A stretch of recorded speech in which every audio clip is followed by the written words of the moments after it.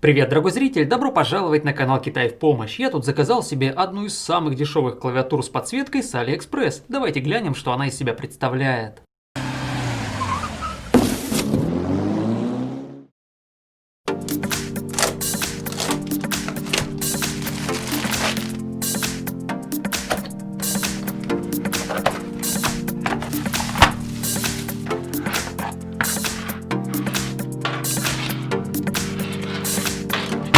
Вообще, уже несколько лет подряд и до сегодняшнего дня я пользовался вот этой унылейшей клавиатурой от Dexp, купленной когда-то по принципу любую и подешевле за 150 рублей. И как водится, нет ничего более постоянного, чем временное. И я, наверное, еще долго бы сидел на этой доске, если бы не одно но. Мне нередко приходится печатать поздно вечером, и каждый раз, включая настольную лампу, я думал о том, что было бы неплохо раздобыть клавиатуру с подсветкой. И наконец это случилось. Сегодня я поменяю одну унылую клавиатуру на другую, наверняка не менее унылую, но уже с подсветкой. Сразу отмечу, что решился я на заказ только потому, что эта клавиатура была доступна с доставкой из Российской Федерации, ввиду чего я получил ее курьером за 3 дня, а также потому, что за ее цену в $15 ничего подобного у меня в городе не было. Нет, естественно, клавиатуры с подсветкой у нас продаются, причем по цене от $9, и даже есть полный клон этой клавиатуры от Rhythmix, но дело в том, что все эти дешевые клавиатуры и тот же Rhythmix имеют псевдо-RGB подсветку с радужным градиентом,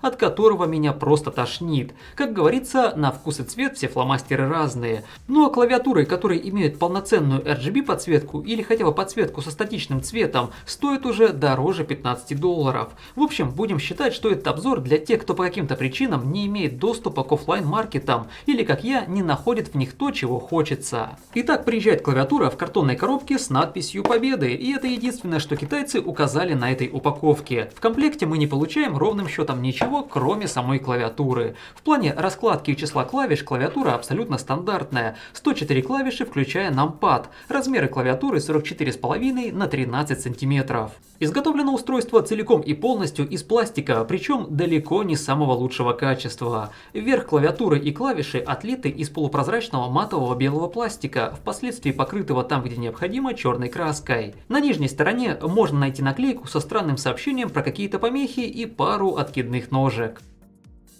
В целом корпус, а точнее основание клавиатуры достаточно тонкое, скрипучее и очень легко изгибается. Несмотря на то, что клавиатура внешне пытается подражать механическим собратьям, построена она по простейшей мембранной технологии. Радует заявленная производителем защита от залития, и на самом деле, если присмотреться к конструкции клавиатуры и клавиш, видно, что каждая клавиша установлена на постаменте, и она же накрывает внутренний канал. Так что попавшая на клавиатуру влага просто стечет и не попадет внутрь. Это же конструкция с приподнятыми клавишами позволяет легко очищать клавиатуру от крошек и пыли. Что касается подсветки, то она тут, как мне и хотелось, одноцветная. Точнее, выбрать можно один из 3 цветов – красный, синий и фиолетовый. Меняются цвета нажатием на клавишу Scroll Lock с зажатой клавишей FN. Также мы можем регулировать яркость подсветки сочетанием FN вверх и FN вниз. Всего есть 4 градации, включая полностью выключенную подсветку. И да, по поводу яркости пока не делайте выводов. Позже я приглушу свет, и тогда яркость можно будет оценить более достоверно. Также у подсветки есть так называемый режим дыхания. FN плюс Print Screen активирует дыхание со сменой цветов. А FN плюс Pause Break активирует дыхание одного цвета.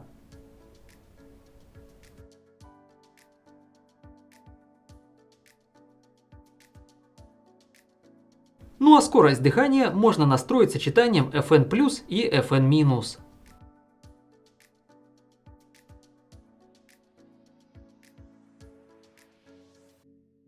Если говорить о подсветке в целом, то она тут достаточно яркая, но ее качество, мягко скажем, на троечку. Какие-то участки пересвечены, а какие-то наоборот очень темные. Также яркость подсветки вокруг клавиш выше, чем яркость символов. На пользу читаемости это пойдет вряд ли.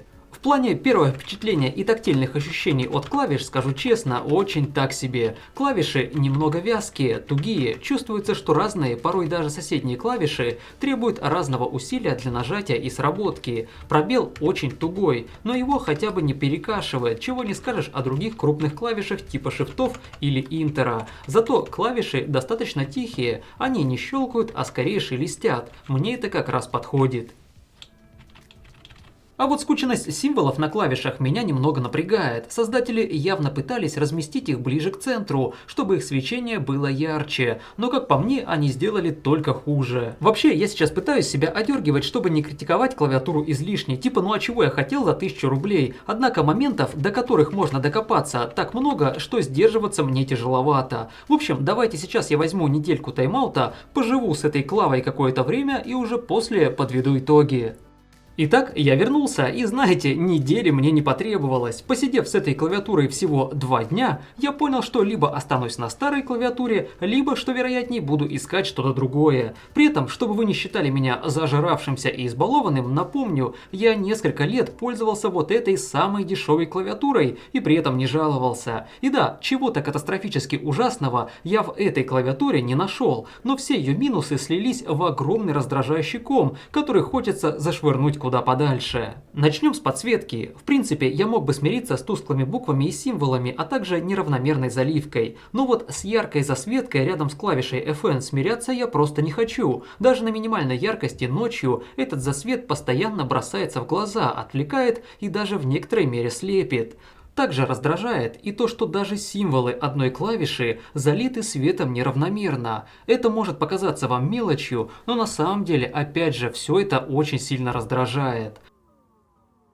То есть получается, что брал я эту клавиатуру только ради ее подсветки, а подсветка оказалась ужасной. И даже если эту подсветку полностью выключить, то становится не намного лучше. Блеклые, маленькие и скученные символы плохо читаются, и их банально плохо видно при ярком внешнем освещении. И да, зрители, умеющие печатать вслепую, сейчас самое время посмеяться в комментариях над теми, кто печатать вслепую не умеет. Но на самом деле, даже не размер и не скученность символов самый большой грех этих клавиш. Я вообще долго не мог понять, почему мне банально неприятно смотреть на эту клавиатуру, но позже я все понял, только гляньте на это. Символы кириллицы расположены как попало, какой-то чуть выше, какой-то чуть ниже, один левее, другой правее. Может показаться, что это мелочь, но лично мне, повторю, банально неприятно смотреть на эту раскладку. Даже у мега дешевого Dexpa с этим было все в порядке, буквы крупные, яркие и расположены ровно. Теперь частично вернемся к подсветке. Лично я частенько пользуюсь нампадом, но для того, чтобы его включить, нужно активировать намлок.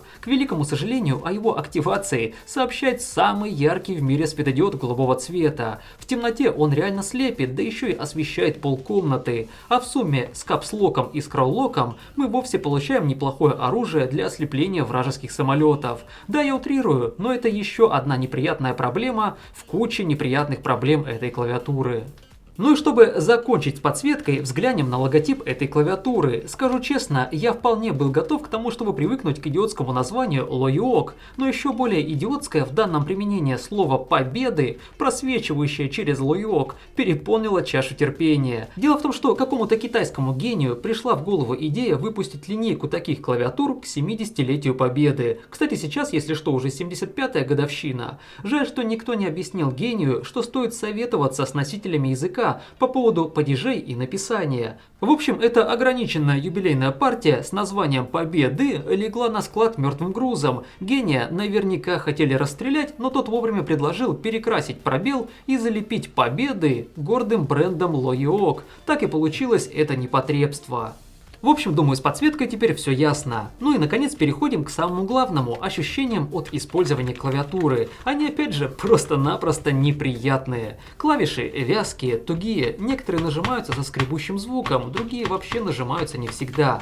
А еще клавиатура немного выгнута и, прогибаясь, соприкасается со столом, издавая неприятный дребезг. По итогу короткое резюме. Неприятная клавиатура с неприятной подсветкой, неприятными клавишами и неприятной сборкой. Вообще я долго думал, что не стану выпускать этот обзор, но решил все же это сделать. Если я уберегу чьи-то деньги, значит свои потратил не зря. Все же наверняка такие товары лучше сначала пощупать в магазине и уже потом покупать. Кстати, наверняка найдутся люди, которые всех названных мной минусов просто не заметят, или они для них будут незначительными. Это нормально, все мы разные. Если вы из таких и клавиатура вам приглянулась, ссылка на нее будет в описании. Ну а что касается меня, я все же поищу что-то более подходящее. Может и вы, дорогие зрители, порекомендуйте что-то в комментариях, буду признателен. И на этом закончим данный коротенький обзор. Хотя давайте все-таки разберем эту клавиатуру, знаю, многие любят разборки на нашем канале. Для того, чтобы разобрать клавиатуру, необходимо открутить более десятка винтов.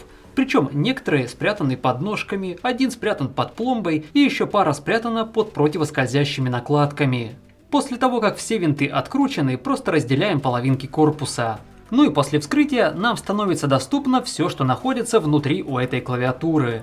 Так мы можем увидеть маленькую красную плату, две пленки с нанесенными на них проводниками, прозрачный рассеиватель светодиодов подсветки и по одной белой мембране на каждую клавишу. Оценивать качество сборки и материалов я, пожалуй, не буду. Понятно, что за стоимость этой клавиатуры получить что-то выше хотя бы нормального уровня будет практически невозможно. И, кстати, давайте активируем светодиоды подсветки. Видно, что у клавиатуры их всего 10 штук.